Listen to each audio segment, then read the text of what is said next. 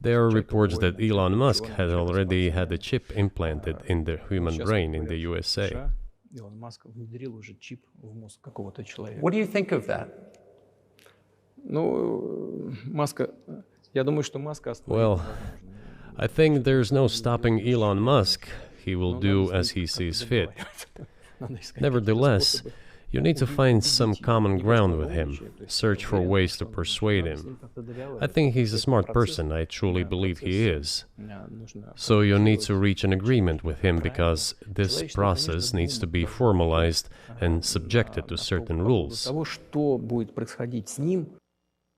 One of our senior United States senators from the state of New York, Chuck Schumer, said yesterday, I believe, that we have to continue to fund the Ukrainian effort or U.S. soldiers, citizens could wind up fighting there. How do you assess that? Well, if somebody has the desire to send regular troops, that would certainly bring humanity to the brink of very serious global conflict. This is obvious.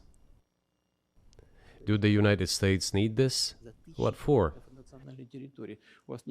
Thousands of miles away from your national territory. Don't you have anything better to do?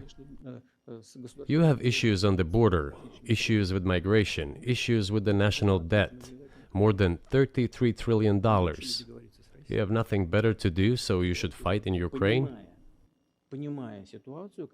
Wouldn't it be better to negotiate with Russia?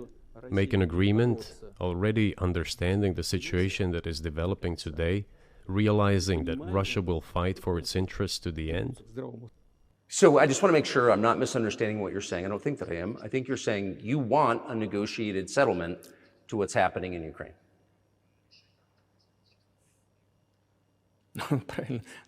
Right. And we made it.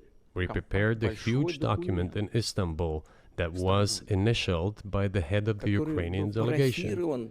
He affixed his signature to some of the provisions, not to all of it. He put his signature and then he himself said, "We were ready to sign it and the war would have been over long ago, 18 months ago. However, Prime Minister Johnson came, talked us out of it, and we missed that chance." Who blew up Nord Stream? You for sure. I was busy that day. Nate, do you have I did not blow up Nord Stream. Thank you, though. You personally may have an alibi, but the CIA has no such alibi. Do you have evidence that NATO or the CIA did it?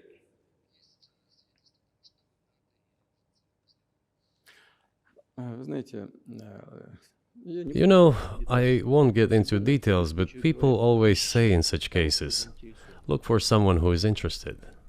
But in this case, we should not only look for someone who is interested, but also for someone who has capabilities.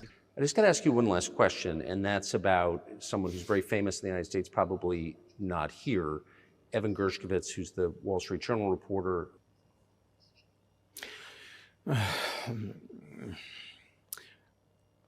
Мы столько сделали жестов доброй воли, что, мне кажется, мы исчерпали все лимиты. We have done so many gestures of goodwill out of decency that I think we have run out of them. Ни разу не ответил.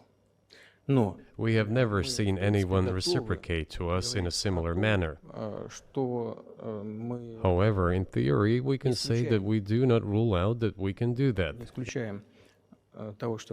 if our partners take reciprocal steps.